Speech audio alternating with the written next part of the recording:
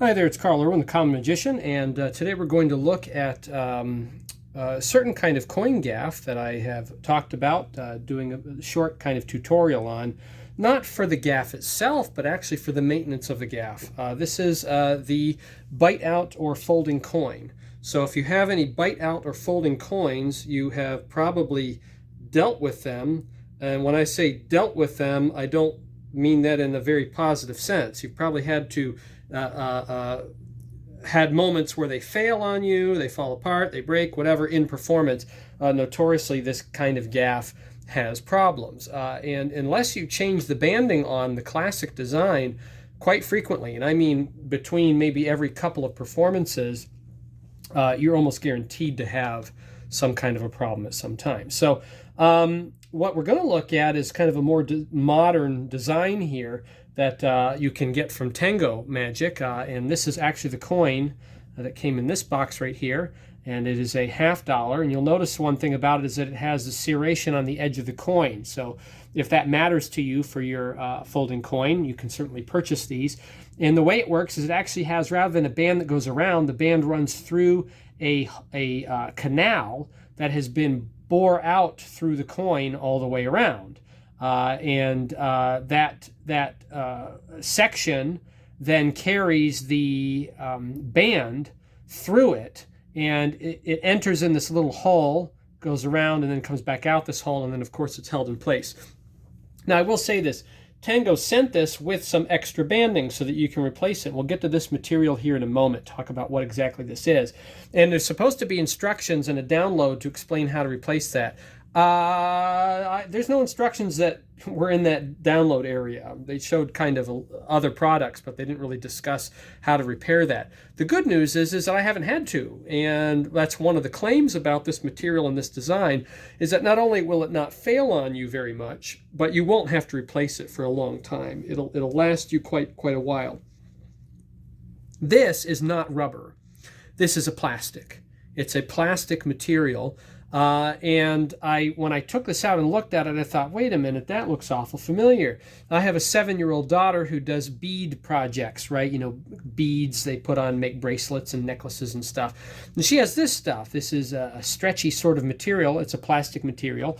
This has glitter in it. It's a larger gauge. But I realized this is the same stuff. It's the same material, and that's where you can get it at a craft store. There's a smaller gauge of it here from another spool, a little bit of it left.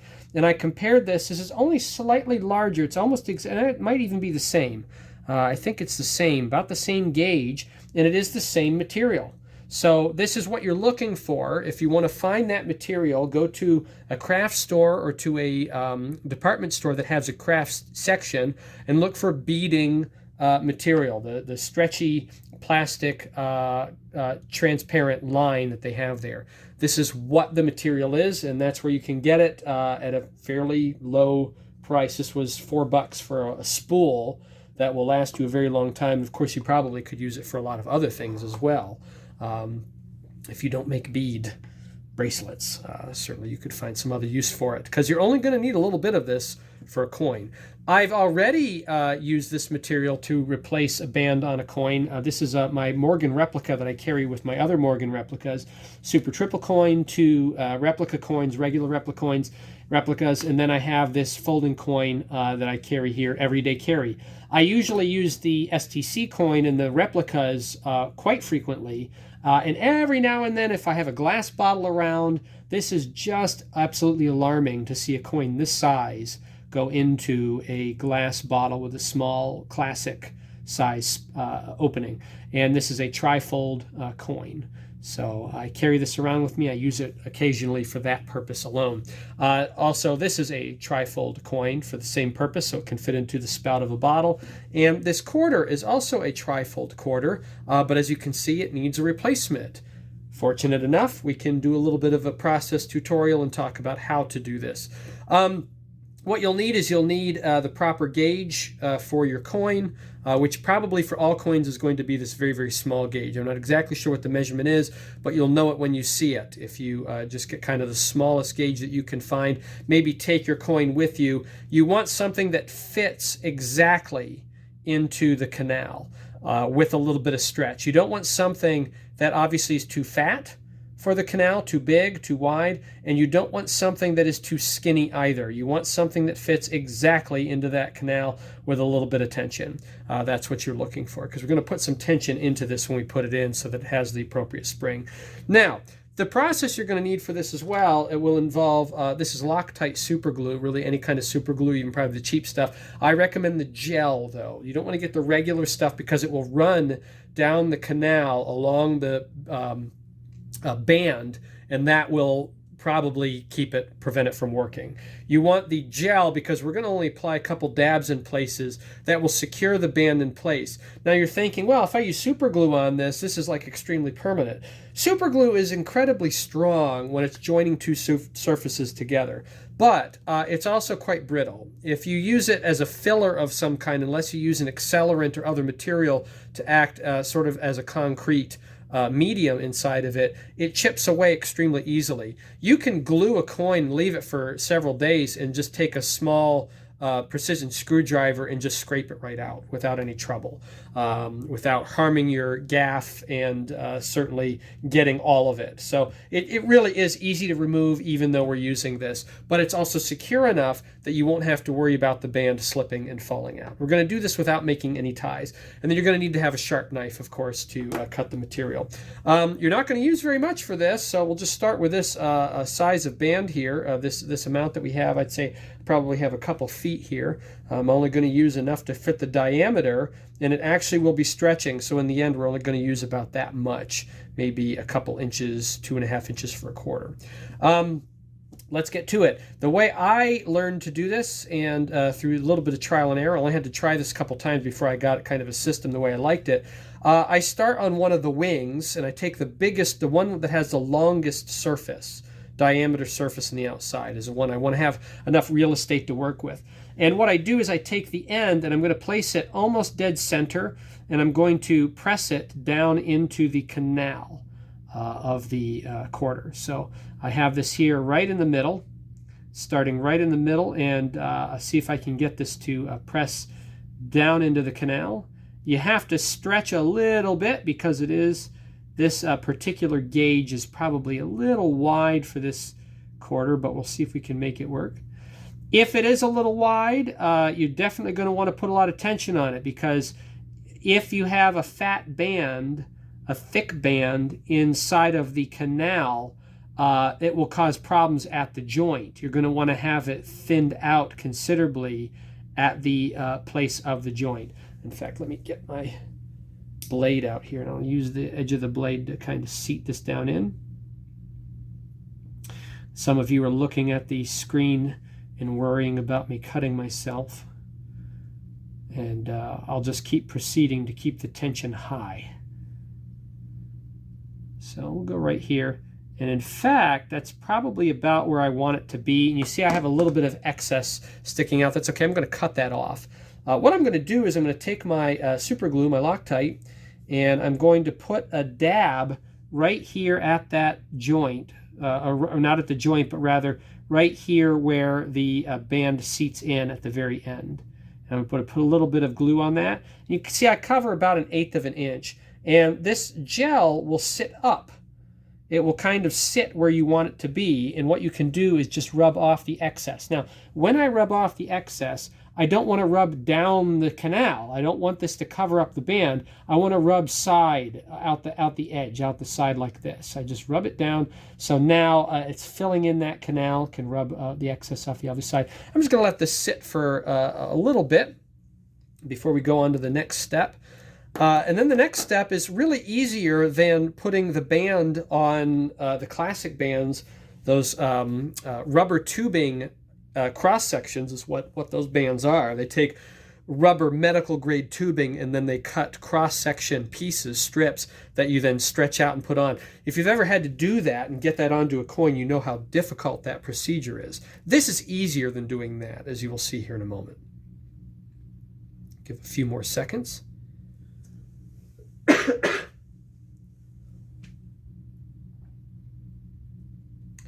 So the next step is to take the middle piece, the central piece, and we're going to start to put some tension on this. So I'm going to put this into place, where the edge meets up. Make sure you have these formed right. Usually they make these cuts unique so that you can't accidentally put the centerpiece on the wrong way. And I'm going to hold this down on the edge just in case my glue hasn't set perfectly yet. And we're going to give a good stretch. I'm going to pull this pretty hard. Okay, so I really want to pull this hard to get it to stretch into place. Because one thing you don't want to have happen is you don't want to have it bunched up at the point of the actual joint. You want to make sure that there's a good solid stretch between the two pieces. Once I have that, I'm going to keep tension on it. I'm going to slide the other piece into place, and I'm going to catch the band in the canal. And again, the same thing. I'm going to give this very hard pull, a lot of stretch. This is pretty strong stuff. You should find that going once around is good enough. On maybe a larger coin with a thicker canal, you might double band it, but be careful because it is durable and you might make the tension too high. If the tension is too high, then it won't be effective. And then I'm going to pull even tighter here until I get out to the other side where it meets up with the other side of the band. I'm going to give this a really strong pull, hold this into place.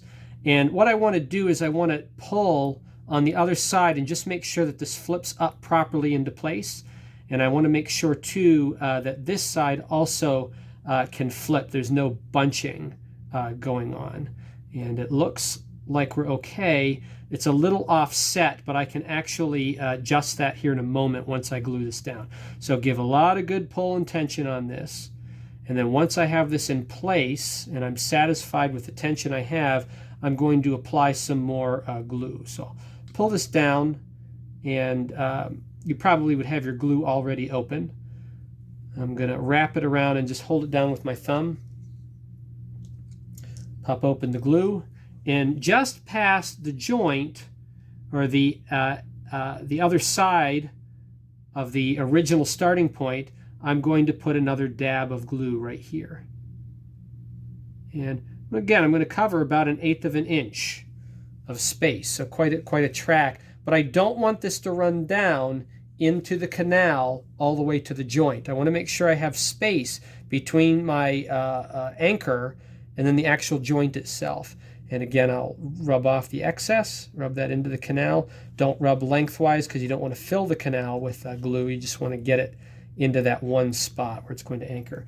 I'm going to keep my lost my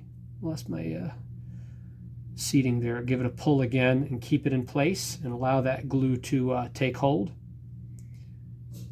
So super glue works quite quickly. It works very quickly, but it does take a minute or two to set.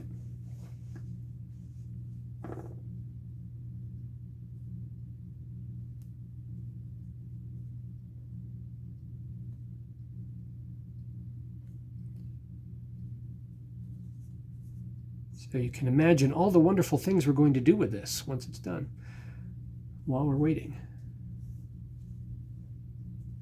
And we'll open up our knife.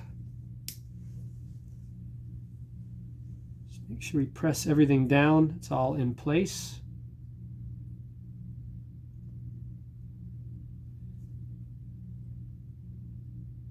And I'm going to cut this at the joint. I'll just rub along laterally here. Pick it up and cut it. Be careful using a knife. Always cut away.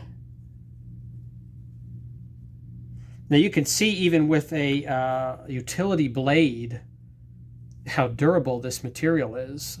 It should not.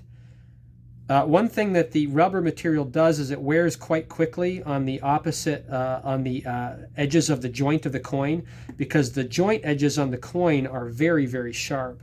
Now, once I get that cut off, what I'm going to do is I'm going to go back and put some glue there on those edges again, between those two places, and then also right out at the very ends, we'll rub that in. So I'll find my spot here, and a little bit more super glue in the canal. So really, I have glue covering much of the canal on the side of the coin. where I started. And that's okay. I only need the rubberized pull at the joint. If this is secure all the way down the canal, then I know it won't come out, right? Because there's really no band to come out. The band is actually completely secured down inside of the coin itself. So we'll give that another moment to dry. Now, the next thing we want to do is we want to make sure our tension is right all the way around the coin before we apply an anchor on the outside edge of each section. So I already have this side anchored, but I'm going to apply some glue over here for about 1/4 of an inch, and then over here about 1/8 of an inch on this side and 1/8 of an inch on this side. And then that way we essentially create this model. So the band won't come out. Not only will it last a long time, but it won't slip. We don't have to worry about slippage whenever we go to use the coin in an effect.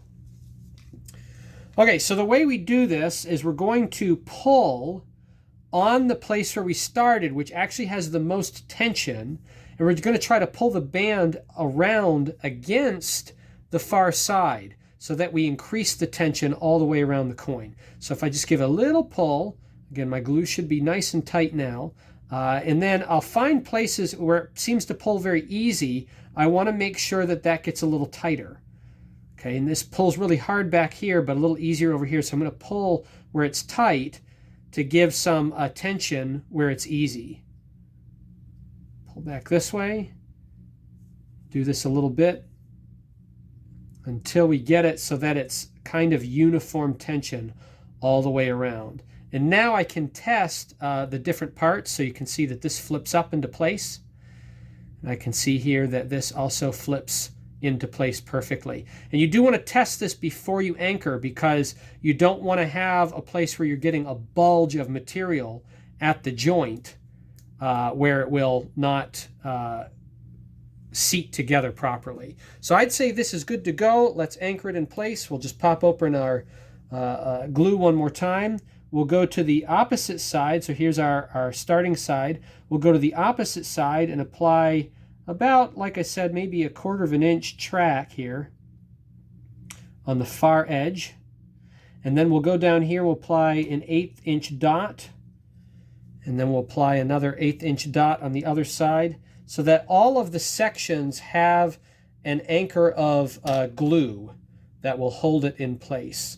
And then again, when we rub off the excess, we want to rub it down the edge, not through the canal, because we want to have the canal nice and open at the joints. And one more section.